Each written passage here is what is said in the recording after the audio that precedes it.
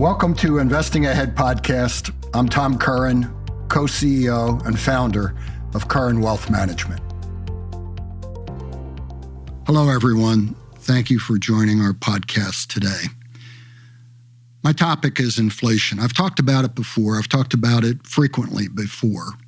And I think now I'm going to revert back to some things I've said in the past about inflation, and I hope that they're properly understood.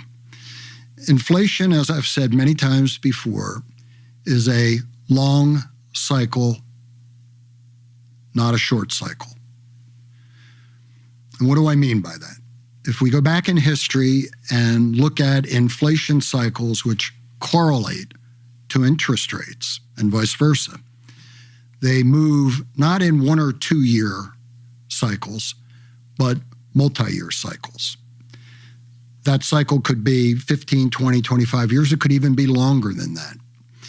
Now, there have been a number of studies done on inflation, and what we found is that once inflation starts up or starts down, that trend remains in place for a number of years.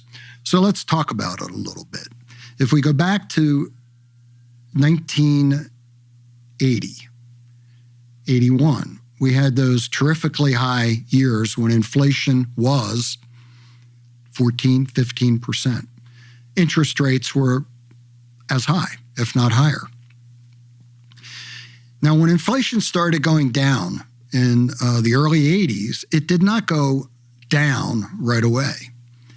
It was 15, 16%, and it went down, and it went up again a little bit. It went down, but the trend over almost 40 years was lower.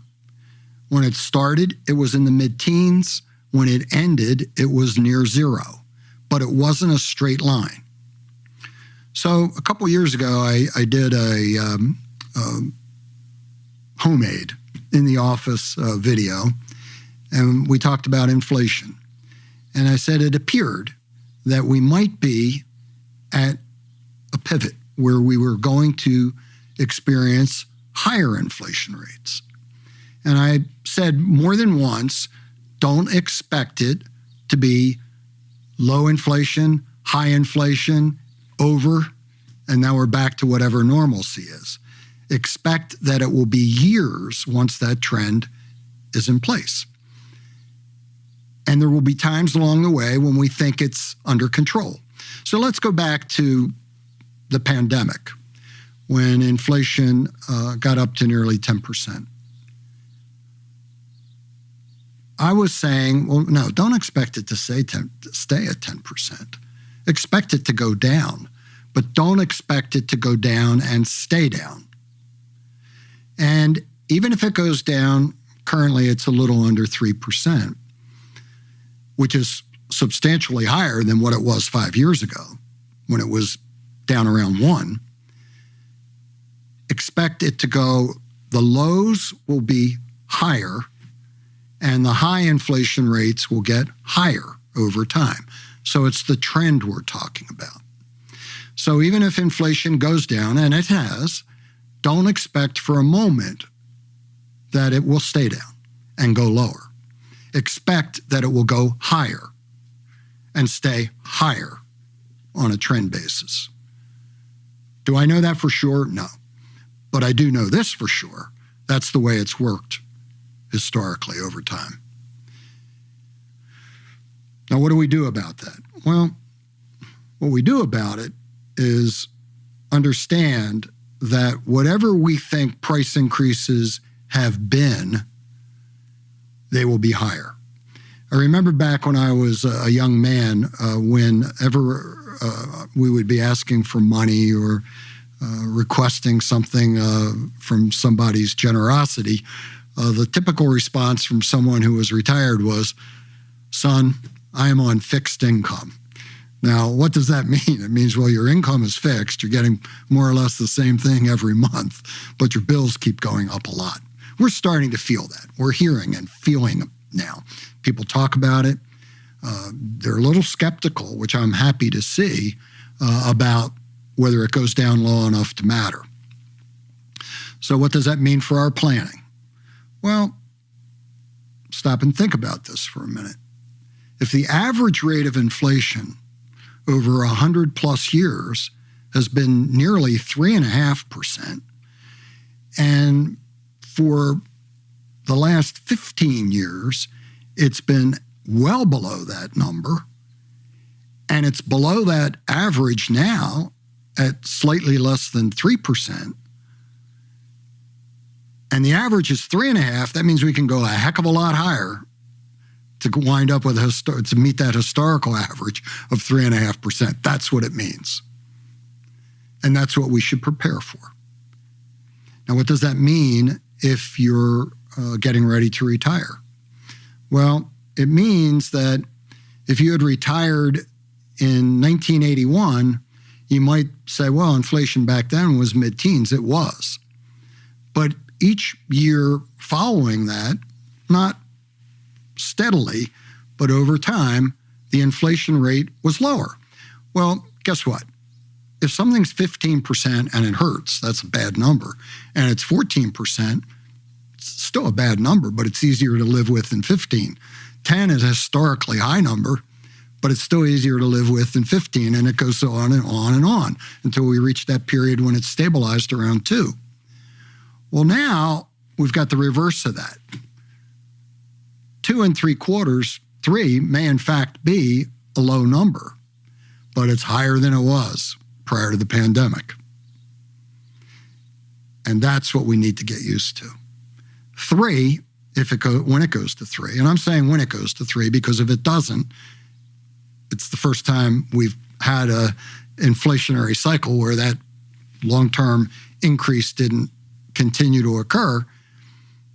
It's still 3 and 4 and 5 and 6. Not that I'm predicting that, I'm not. I'm just saying that we should expect that because we do have a number that's 3.5 over time. So we have to get ready for those higher numbers. Now, what does it mean for the retiree? It means that in thinking ahead, they have to understand that everything they buy, everything they do is going to cost them more money. And if it doesn't happen, well, that would be a blessing of sorts. But if you don't plan for that, you're planning for a very difficult time then. Now, what if you're a youngster? What if you're in your 20s and you're experiencing this period that we are likely to be going into? Well, the good news is you have a wage, you have an income. And probably many of your jobs will, your salaries and hourly wages will increase, if not completely in line and totally in line with inflation. It will go up, and that will help. What benefits from inflation? Well, oddly enough, your house will probably benefit from that. Inflation and house prices correlate. That's a good thing if you own a house. It could be a bad thing if you don't own a house. So we would expect that residential housing, shelter, if you own it, will keep pace better than most assets will with inflation. So I think in looking at life that way, I would suggest that buying a home, even if it's a stretch, in terms of long-term planning for shelter to get that, you can't invest for the long term until you have your house in order and housing in order. I would say that this is something I would say today. I would not have said it during the deflationary period that began in the early 80s, but I would say it today. Now, interestingly, back in the 80s when I bought my second home, actually, but housing did very well during that period in spite of very high inflation rates, which is puzzling to a lot of people. Well, it's even puzzling today. We've got 7%, 8%, 6.5%, somewhere in that range, depending, for residential mortgages, and yet property's doing very well. Now, if I was not looking at this in terms of history, I'd scratch my head. I'd wonder about it. But when you look back at housing prices and inflation and interest rates, they correlate. They go up. Now, why might that be? Well, one reason is, and it's a little less true today than it was back then, but interest is deductible. It's a deductible expense. A lot of people can't deduct it today, but because of the change in the tax laws. But more importantly, 30-year mortgages all of a sudden become very popular now. Now, why is that? I mean, stop and think about it. You're borrowing to buy a house. You're promising to pay it back over 30 years. A few years ago, when we had that 9-10% inflation, let's just say 10%, if you had a $200, $500 principal payment, in 1 year, the cost of that money adjusted for inflation was lowered by 10%. And so when you look at what you're promising to pay 25, 30 years from now, it's going to be with inflated dollars. They'll be easier to pay off. And again, I said this back during the pandemic, and I said it sounds crazy, and it does. It even sounds crazy today when I say it. Maybe those prices were increasing for more than the reasons we were given. Well, people were moving out to the suburbs. They were buying bigger homes, better homes, because they were spending more time in it. None of that really made a whole lot of sense to me either, but to say that maybe there was something mysteriously going on in the markets which was discounting something, maybe it was inflation, maybe it's like birds flying north or south depending on the time of the year, maybe there's something in us that's driving us to do something that we can't really make logical sense out of. But looking back, that's exactly what we should have been doing. But we were doing it for maybe nonsensical reasons at the time. So remember, when we're paying those dollars back, we're paying them back with inflated dollars, and they will be easier to pay back in the future. The other party that would benefit enormously from inflation would be the U.S. government and other governments that have long-term debt, and debt in general on their books, because it'll be easier and easier for people to pay it back. Of course, when they get it back, the value of those dollars will be substantially diminished, but being able to pay them back will get easier and easier. So let's talk about, why that may be. A lot of people talked about those bonuses and salary increases that they received during the pandemic for various reasons. And yet we know that in 1 year we had an inflation rate that was about 10%. So let's think about this. So if I were making, I want to use a round number so it can resonate with everyone and be easy to understand it, even if not everyone's making that much. But let's just say you made $100,000 a year, and your boss gave you a $10,000 raise, and you're making $110,000. He gave you nothing. You're no better off at all. You have more money, but you're worse off because the U.S. government taxes at 10%. So in real terms, you don't get anything in real terms, but you get a tax bill for what we call the nominal dollars. So you got a phantom dollars, really, in purchasing power, and a real cost called a tax. That's what we have to plan for. If you're my client, we have to plan for that. What are we going to do about it? Go to jail, don't pay the tax, gripe about it, complain about it. Let's take another example. Let's suppose you bought something 15 years ago. Well, let's use my example. You double your money every 10 years. So you bought something for $1,000 and you sell it for $2,000 7 years later. How much of that is inflation? The last 10 years, at least half of it's inflation. So you're going to pay a capital gains tax on what you believe is a gain in your head. That's not really a gain because you can't buy the same amount in goods and services with that gain as you did with the original investment. So you haven't really doubled your money at all, and you've taxed on it. That becomes a big problem in an inflationary period that, frankly, no politician wants to talk about that. They don't. And frankly, no employer wants to talk about that. They don't. But it's a reality that we all need to absolutely understand. So those of you who are saying, boy, it's getting tough to pay the bills, it's getting tougher, in spite of the fact that I'm making more money, that's a taste of what we need to expect over the next cycle.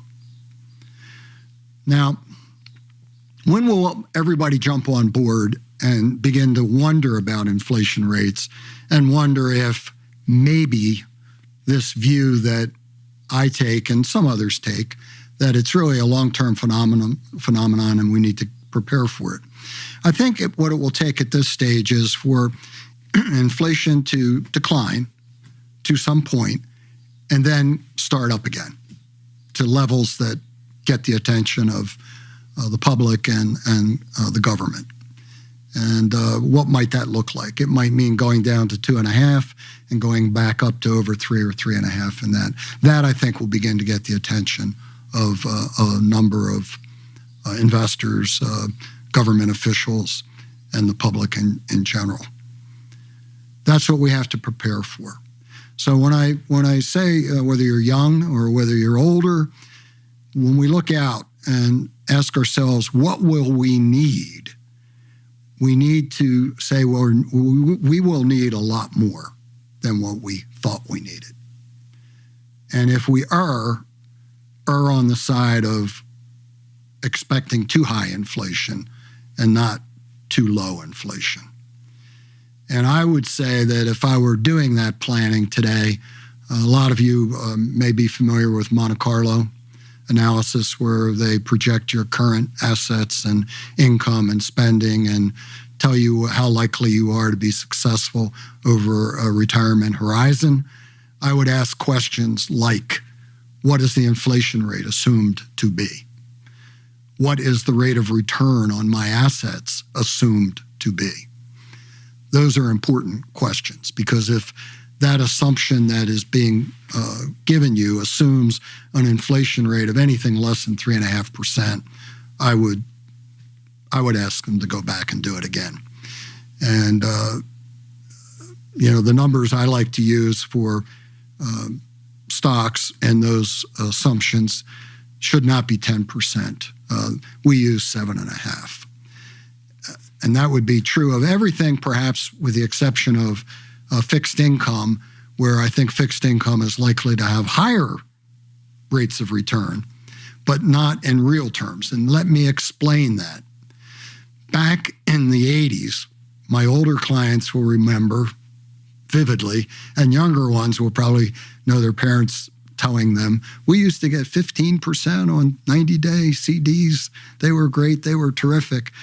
But the real question is, what was the real rate of return? That is adjusted for inflation. So if you invested back then at 13, 14, 15% in a short-term CD, you got nothing because the inflation rate was that high. The real rate there was no real rate to speak of. So if you got 2%, for example, and the inflation rate was 0, you were getting a higher rate of return than you did when you were clapping your hands and rejoicing at 15, when the inflation rate was almost the same. So we really do have to get smart and logical and real about how we look at our investments. And again, I think it has something to do with, frankly speaking, I think if I were watching me right now, I'd say this guy might be a little bit off, a little bit too pessimistic, a little too dour. Maybe I am. But I'll also say this, that I've spent a lot of years questioning why I didn't do things more than I've questioned why I did things. And more of my questioning is around, let's say, the topic I'm addressing right now, what we should get prepared for. And I think if we look at history and we try to understand it, it's not that complicated. It's really pretty simple. It gets complicated because we're throwing in what ifs, and what if this time it's different, or what if. But I've learned that things really don't change that much, but we're making things increasingly complicated. Warren Buffett has said it many, many, many times. The key to investment success is not how smart you are.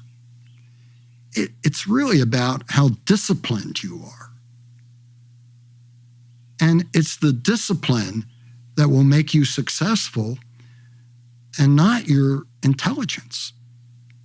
So if you can take a disciplined look, well, we've all kidded about it. The stock market goes down 20%. And what do? We all become fearful. I get fearful. The only difference is I say, Tom, how many times have I witnessed this? And how many times have I told myself, Tom, you should be a buyer? In my early days, I confess, I ran like everybody else did. But as I got older and I saw that, I said, no, I'm staying. And I'm staying. And I did it with more and more confidence. And I believe that's the discipline we're talking about. We're talking about understanding that the worst things that happen today recover. And I can tell you whatever the next event is that makes me and others wonder and fearful, there is a happy ending to it. It's always been that way. I don't want to make light of catastrophes. But for those who think about history and look at history and act, they've been rewarded over and over and over again. For all those people who said we got to sell, we're going to have a recession, this is going to happen, that's going to happen, waiting for the market, it's too high, maybe it is too high, but it keeps going up. And guess what? It will go up until it doesn't go up any longer, and then it'll go down. And then we'll have this cycle of fear that sets in again. What should I do? You should buy. You should buy. That's what you should do. And that's the discipline that we're talking about. Look at history, look at the probabilities. They're quite high. Act on it. Don't be fearful. And let history be our guide. Thank you for listening. And I hope to have you hear another of these podcasts soon. Thank you. Thank you for watching.